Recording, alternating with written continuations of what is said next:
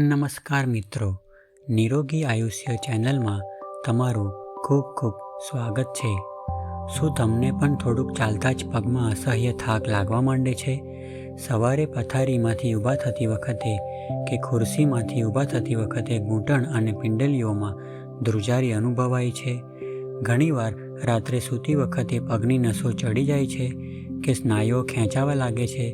જો હા, તો આ બધી બાબતોને સામાન્ય થાક સમજીને બિલકુલ નજરઅંદાજ ન કરતા, કારણ કે પગમાં નબળાઈ આવવી એ આપણા શરીર દ્વારા અપાતી એક બહુ મોટી ચેતવણી છે. આપણું શરીર આપણને સંકેત આપી રહ્યું છે કે અંદર કંઈક ખૂટી રહ્યું છે, જેમ કે કેલ્શિયમ, વિટામિન ડી, આયર્ન અથવા પ્રોટીનની ભારે ઉણપ. જો સમયસર આના પર ધ્યાન ન આપવામાં આવે તો આગળ જતાં ચાલતા ફરવામાં પણ મોટી તકલીફ પડી શકે છે. પરંતુ ચિંતા કરવાની બિલકુલ જરૂર નથી. આજે આપણે એવી 10 શક્તિશાળી અને કુદરતી વસ્તુઓ વિશે વિગતવાર જાણીશું, જેને જો તમે આજથી જ તમારા રોજિંદા ખોરાકમાં સામેલ કરશો તો તમારા પગમાં લોખંડ જેવી તાકાત આવી જશે અને બધી જ નબળાઈ જડમૂળથી ગાયબ થઈ જશે. સૌથી પહેલી અને મહત્ત્વની વસ્તુ છે દૂધ, દહીં અને પનીર જેવા ડેરી ઉત્પાદનો. આપણા હાડકાનો મુખ્ય આધાર કેલ્શિયમ છે અને દૂધ કેલ્શિયમનો સૌથી મોટો ખજાનો છે. જો તમે રોજ રાત્રે હળદરવાળું નવશેકું દૂધ પીવાની આદત પાડશો તો હાડકાં અંદરથી મજબૂત થશે અને પગનો કાયમી દુખાવો ઓછો થશે. બીજી વસ્તુ છે પલાળેલી બદામ.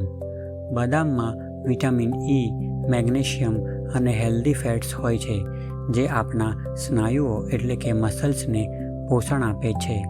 રોજ સવારે 4 થી 5 પલાળેલી બદામ ફોલીને ખાવાથી પગની નસો મજબૂત થાય છે અને શરીરમાં અદ્ભુત ઉર્જાનો સંચાર થાય છે. ત્રીજી વસ્તુ છે કેળા. ઘણીવાર શરીરમાં પોટેશિયમની કમીને કારણે પગના સ્નાયુઓ જકડાઈ જાય છે અને નસો ખેંચાય છે. કેળા પોટેશિયમ અને કાર્બોહાઈડ્રેટ્સથી ભરપૂર હોય છે, જે પગને તરત જ તાકાત આપે છે. રોજ 1 કે 2 કેળા ખાવાથી પગમાં ક્યારેય નબળાઈ નહીં આવે. ચોથી અદ્ભુત વસ્તુ છે ખજૂર. જો શરીરમાં લોહીની કમી એટલે કે એનેમિયા હોય તો પગમાં સૌથી પહેલાં થાક અને નબળાઈ અનુભવાય છે. ખજૂર આયર્નનો બેસ્ટ સોર્સ છે. રોજ નિયમિત રીતે 3 થી 4 ખજૂર ખાવાથી શરીરમાં નવું લોહી બને છે અને કમજોરી ગાયબ થઈ જાય છે. પાંચમી વસ્તુ છે સફેદ તલ. તમને જાણીને નવાઈ લાગશે, પણ 1 ચમચી સફેદ તલમાં 1 ગ્લાસ દૂધ કરતાં પણ વધુ કેલ્શિયમ હોય છે. રોજ અડધીથી 1 ચમચી સફેદ તલ ચાવીને ખાવાથી હાડકાની ઘનતા વધે છે અને ઘૂંટણના દુખાવામાં રામબાણ રાહત મળે છે. છઠ્ઠી વસ્તુ છે પાલક અને લીલા પાંદડાવાળા શાકભાજી. આ શાકભાજીમાં વિટામિન, મિનરલ્સ અને ફોલિક એસિડ ભરપૂર માત્રામાં હોય છે. તે આપણા શરીરમાં બ્લડ સર્ક્યુલેશન એટલે કે લોહીનું પરિભ્રમણ સુધારે છે. જ્યારે પગની નસો સુધી લોહી સરખી રીતે પહોંચે છે ત્યારે પગનો દુખાવો આપોઆપ જ બંધ થઈ જાય છે.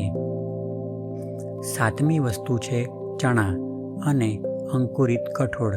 સ્નાયુઓની મજબૂત માટે પ્રોટીન ખૂબ જ જરૂરી છે. જો તમે સવારે નાસ્તામાં પલાળેલા અથવા ફણગાવેલા ચણા અને મગ ખાશો તો તમારા સ્નાયુઓને પૂરેપૂરું પ્રોટીન મળશે, જેનાથી પગની ધ્રુજારી અને અશક્તિ કાયમ માટે દૂર થઈ જશે. આઠમી વસ્તુ છે મેથીના દાણા.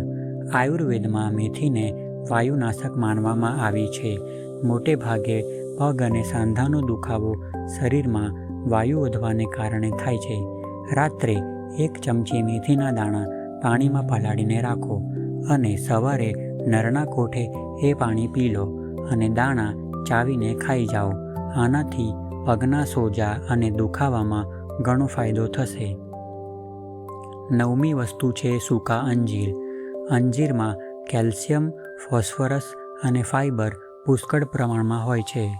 તે ખાસ કરીને ઉંમર વધવાની સાથે થતા ઘૂંટણના ઘસારાને અટકાવે છે અને જોઈન્ટમાં ગ્રીસ એટલે કે લુબ્રિકન્ટ બનાવવામાં મદદ કરે છે. રાત્રે 2 અંજીર પાણીમાં પલાળીને સવારે ખાવાથી પગ ખૂબ મજબૂત બને છે. અને 10મી સૌથી મહત્ત્વની વસ્તુ, જેના વગર આ બધી જ વસ્તુઓ નકામી છે, તે છે સવારનો કુમળો તડકો એટલે કે વિટામિન ડી. તમે ગમે તેટલું કેલ્શિયમ ખાશો, પણ જો શરીરમાં વિટામિન ડી નહીં હોય તો શરીર એ કેલ્શિયમને પચાવી નહીં શકે. એટલે રોજ સવારે 15થી 20 મિનિટ સૂર્યપ્રકાશમાં જરૂર બેસો અથવા ફરો. મિત્રો, આ 10 વસ્તુઓમાંથી જે પણ તમને સરળતાથી મળી રહે તેને આજથી જ તમારા ભોજનમાં સામેલ કરો. સાથે જ દિવસભર પૂરતું પાણી પીવો, જેથી શરીરમાં ડિહાઇડ્રેશન ન થાય. જો તમે આ નાની બાબતોનું ધ્યાન રાખશો તો તમારી ચાલવાની અને દોડવાની તાકાત પાછી આવી જશે અને તમે હંમેશા ઉર્જાવાન રહેશો. આશા રાખું છું કે નિરોગી આયુષ્યનો આ વિગતવાર વિડીયો તમને ગમ્યો હશે અને ઉપયોગી લાગ્યો હશે. આ માહિતી તમારા પરિવારજનો અને મિત્રો સાથે જરૂર શેર કરજો, જેથી તેઓ પણ સ્વસ્થ રહી શકે. વિડીયોને લાઇક કરવાનું અને અમારી ચેનલને સબસ્ક્રાઇબ કરવાનું બિલકુલ ભૂલતા નહીં. ફરી મળીશું આવી જ ઉપયોગી હેલ્થ ટિપ્સ સાથે.